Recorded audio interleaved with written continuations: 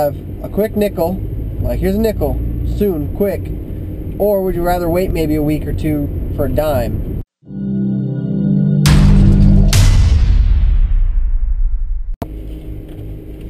All right, look at that. Got my little GoPro set up in my car. Hopefully that'll allow me to make some vids while I'm driving, and maybe make some content for Resale Renegade.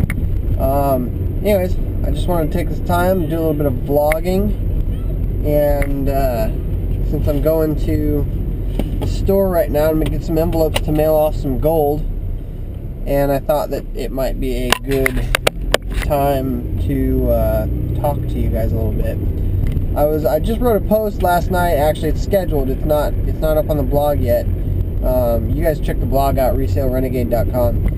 But I talked about fast nickel versus slow dime, and I don't know if anybody has heard the expression, would you rather have a fast nickel or slow dime?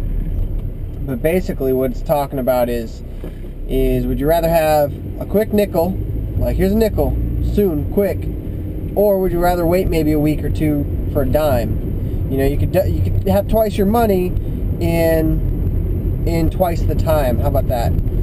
And I posted a topic covering that because I think that it's imperative, especially for a lot of the new people, to understand the difference between a quick nickel and a slow dime.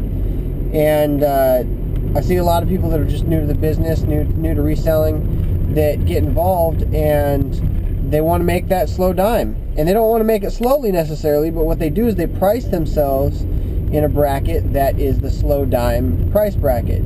So, and I gave an example of a car that I bought, and it's actually a true story. And I bought the car for steal. I mean, I got it for like next to nothing. And I could have made $500 on it in a week and turned it around. And what I ended up doing was I ended up trying to make like $1,500 on it, or $1,200 or something like that, because that's where the other cars were priced. And I didn't even need to do that because I had so much room in it that I was just being greedy at that point. And what happened to me was it ended up taking me about a month and a half to actually sell the car. And in that month and a half, I dropped my price a couple times, and I ended up making $1,000 of profit on the car after a bunch of time and effort trying to sell this thing, and a bunch of like taking new pictures and re-cleaning the car and showing it to people, and it was just like, it was a pain. And I ended up with $1,000 at the end of the month and a half, or whatever it was, month or something. And what I should have done is I should have priced it below market because I had the room. Let somebody else realize some benefit there with either a discount, or if somebody was going to resell it, they could have resold it and still made some money. And I should have priced it about $500 over what I would have bought it for, and I would have sold the thing in a week, less than a week probably. And then I could have taken that money and reinvested it into something else that I can flip. Because here's the thing, guys, you make your money on the purchase no matter what you buy. You never make your money on the sale. And it's always on when you purchase something, whether it's houses or cars or even some little knickknacks, you know. This thing right here, it's never going up in value. I bought it today for $2.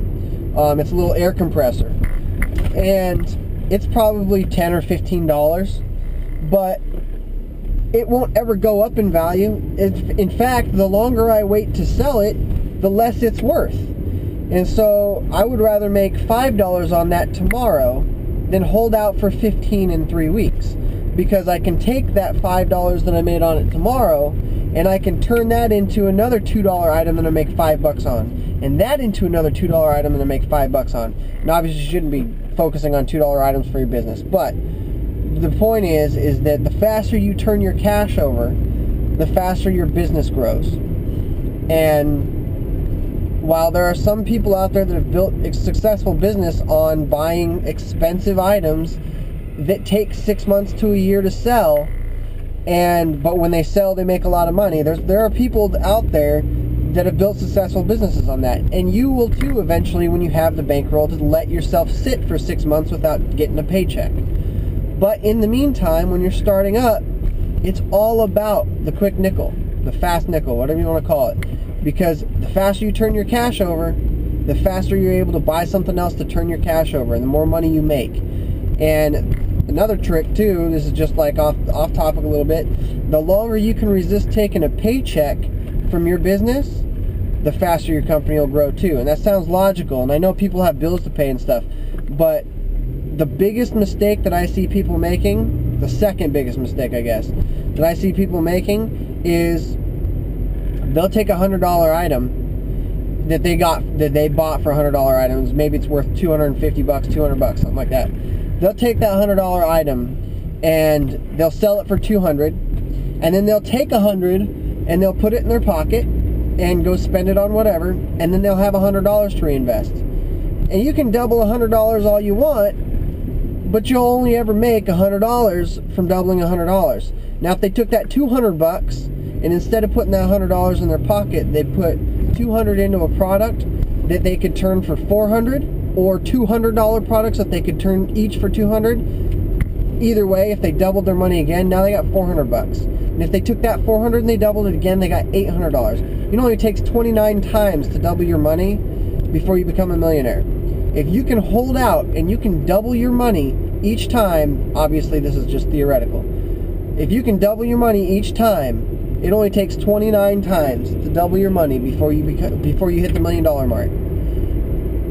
And that's just basically a principle of not taking a paycheck and reinvesting the money.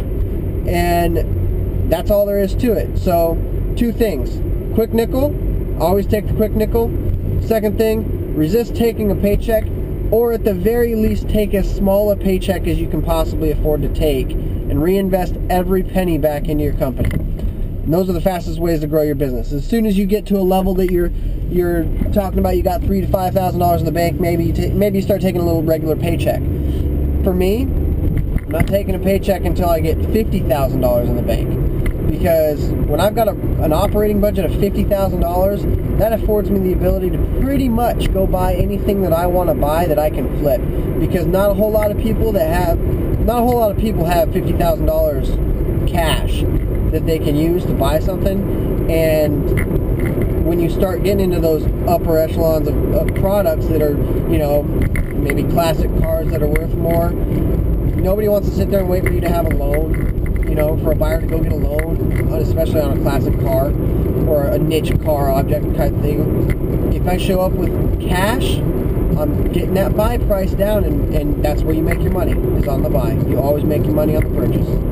Anyway, just a couple thoughts. I thought I'd ramble off to you because it was a topic that I don't even remember who was talking about it, but I was talking to them about it, and they were all about the slow dime. And I was just like, man, you're killing your business because of it. So it kind of got me off on this little tirade here. So I hope you enjoyed. Check out the blog. It's resalerenegade.com. I'll post a link in the description. Like, share, favorite, subscribe, all that stuff. I'm going to be posting a lot more videos here soon. Just trying to get this site kind of up and rolling. I've got content for days. Just trying to get the videos going on it. So hope you enjoyed. Let me know what you think in the comments below. And see you next time. Thanks.